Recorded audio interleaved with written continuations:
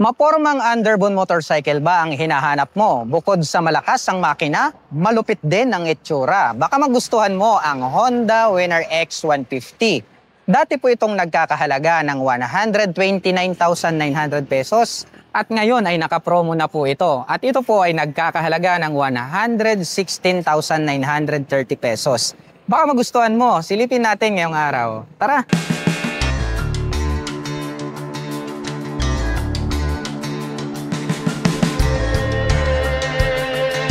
Ang astig din po ng dating nito pong Honda Winner X150. Dito po sa bandang itaas, nagkaroon po siya rito ng spike at ito po yung kanyang nagsisilbing daytime running light. Naka V-shape design po yan at kapag atin pong sinilip, makikita po natin dito, ito pong kanyang mga mata na nanlilisik. Naka full LED naman po ito pong kanyang high beam at low beam. At nagkaroon po pala siya ng winglet dito sa bandang itaas na kung saan ay pwedeng maglaro ang hangin. At ito pong kanyang mga turn signals ay located po rito po sa magkabila. Naka full LED na rin po yan. Maporma din po ito pong kanyang pagkakaroon dito ng extension cover. At dito po sa bandang gitna, nagkaroon po siya rito ng black color at may nakalagay naman po rito na Honda decal. Matutulis din po dito po sa bandang itaas na talagang astig nung kanyang dating. At ito pong kanyang handlebar cover, combination po pala ito ng black at red. Nagkaroon po siya rito ng honeycomb grill design at kapag atin pong sinilip, nandyan po yung kanyang horn. Black color naman po, ito pong kanyang little visor. At ito po ay gumagamit ng traditional na telescopic fork na gold color para po rito sa kanyang front suspension. Combination po pala ng black at red, ito pong kanyang front fender at may nakalagay naman po rito na ABS. Also known as anti-lock braking system. So naka single channel ABS po ito dito po sa harapan.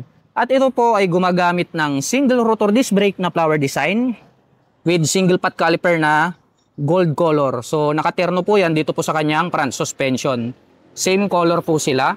At ito po ay naka-cast wheel na black color. At ang sukat po ng kanyang gulong rito po sa harapan ay mayroong sukat na 90 by 80/17. At ito po ay naka-tubeless na. Naka-fully digital meter panel display at nandirito po sa bandang ibaba ito pong kanyang mga light indicators. At mayroon naman po itong 2-button selector. At mayroon naman po itong Honda logo rito po sa bandang gitna. At pagdating naman po sa kanyang mga button selectors, mayroon po itong passing light, high beam and low beam, horn at turn signal selector. Nandirito naman po sa kabila ito pong kanyang electric starter. Itim po ang kulay nito pong kanyang mga handle grip. At chrome color naman po ito pong kanyang clutch lever at ito pong kanyang front brake lever. At ang kagandahan po nito pong ating Honda Winner X150 ay equipped na po ito ng smart keyless system para po rito sa kanyang ignition. Included na rin po pala rito yung kanyang set button. Habang dito naman po sa kabila, mayroon na po itong integrated na USB Type A port. Gagamit na lamang po kayo rito ng USB cable ay makakapag-recharge na po kayo ng inyong mga dalang mobile phones at gadgets.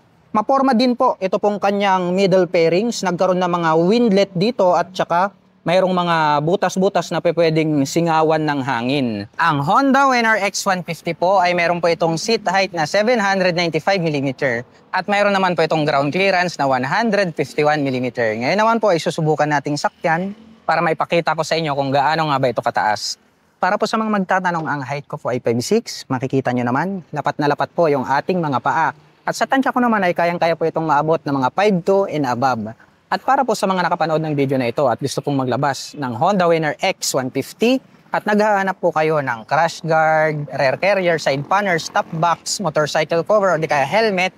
At kung nagustuhan nyo din po ito pong bagong design na riding t-shirt na dekalidad na aking suot ngayon, ganyan po yung kanyang design dito sa likuran. At ganito naman po siya sa harapan, no? Napakaangas ng kanyang dating. Ilalagay ko na lang din po yung link dyan po sa description box sa ibaba para hindi na po kayo mahirapang maghanap. At ito pong kanyang upuan, malapad din po ito. At maganda po, ito pong kanyang seat cover. Wrap po siya kaya hindi ka dudulas rito.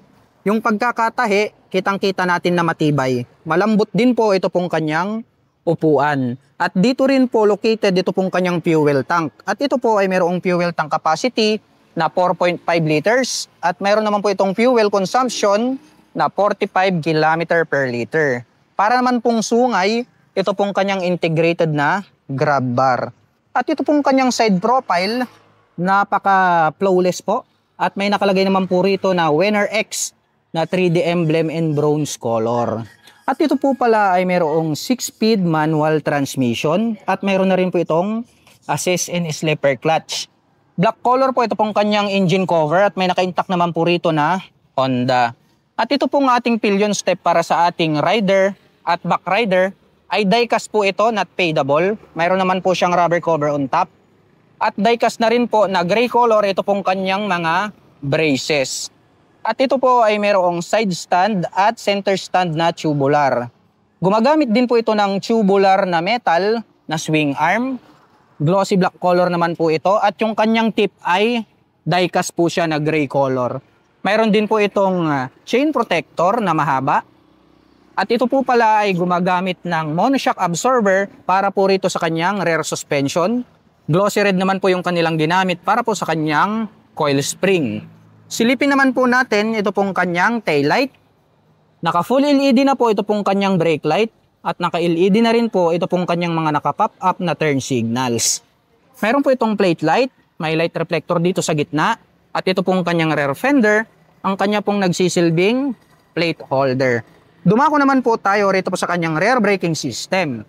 Ito po ay equipped with single rotor disc brake na flower design with single pot caliper na gold color. So nakaterno po pala yung kanyang pot caliper dito po sa harapan pati po rito sa kanyang front suspension.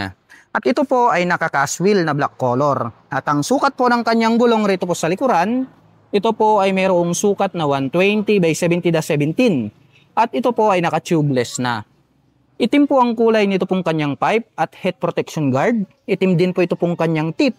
At mayroon naman po itong single exhaust.